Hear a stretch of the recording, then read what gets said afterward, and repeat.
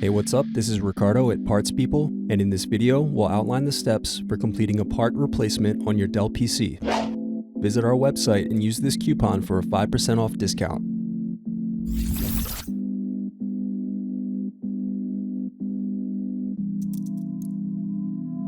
Unscrew and remove bottom base.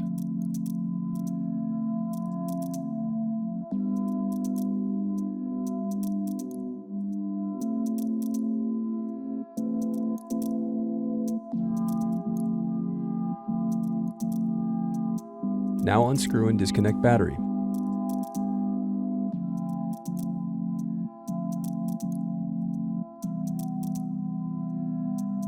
Next, disconnect and remove Daughterboard.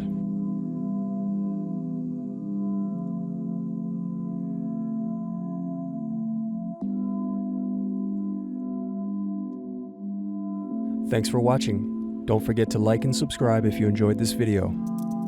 And if you need more, check out this playlist to watch other tutorials for your laptop.